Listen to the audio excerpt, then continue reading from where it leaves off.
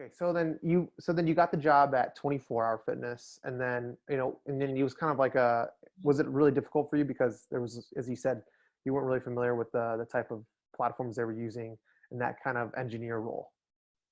Yeah, no, I didn't know a whole lot of anything of what I was doing when I first started. Hmm. Um, Thankfully, my boss and my boss's boss there were both really smart guys, very technical guys, um, and they believed, they could teach you how to do the job.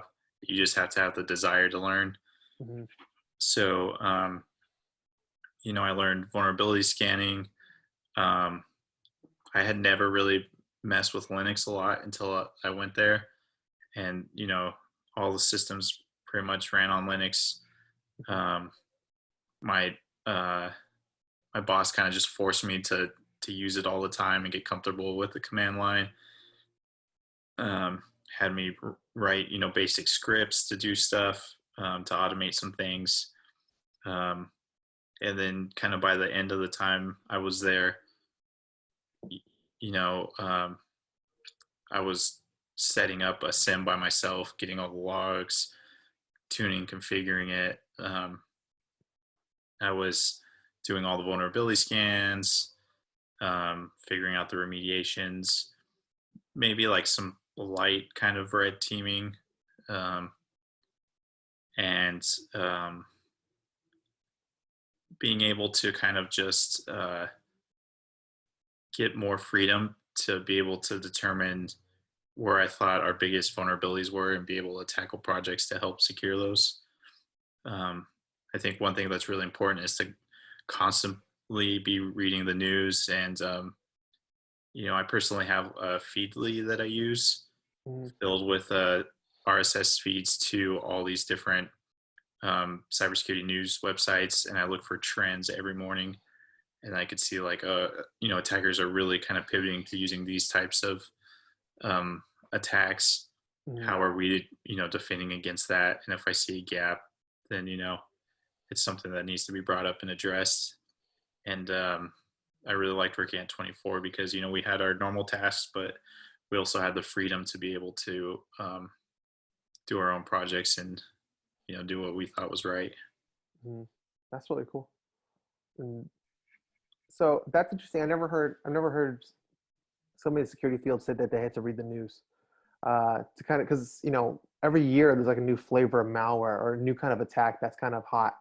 Like a few years ago, it was what's that one where they encrypt all your servers, Oh, ransomware. ransomware.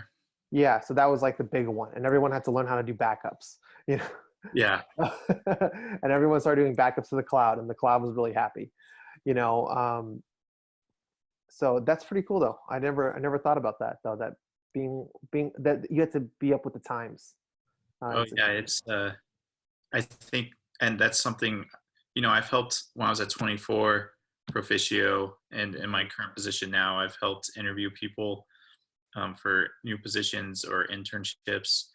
One of the things that I always ask when I'm conducting my portion is, tell me about um, a recent threat that you've read about or something interesting Hmm.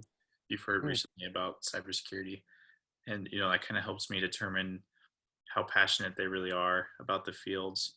There's something to be said about people that have elaborate at home labs and stuff like that. Hmm. But for me, um, it's really being interested in what's happening in the world.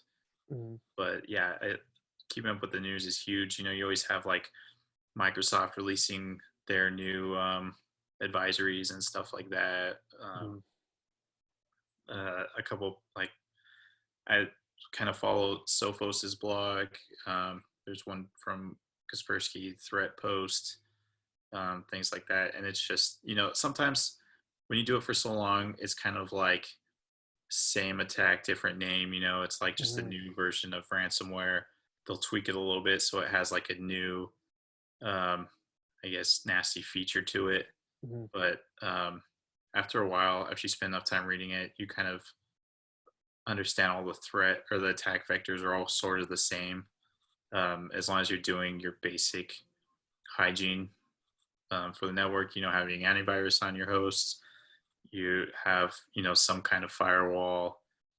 You have some kind of email gateway that's helping filter emails. Got to be training your users. Um, as long as you're doing your due diligence there, it helps take care of a lot of the attacks that you kind of see over and over again. Hmm. Nice. That's cool. And then so you were at 24 for about was it like a year? 24, I spent 3 years there. Oh wow. Okay. Hmm. And then so by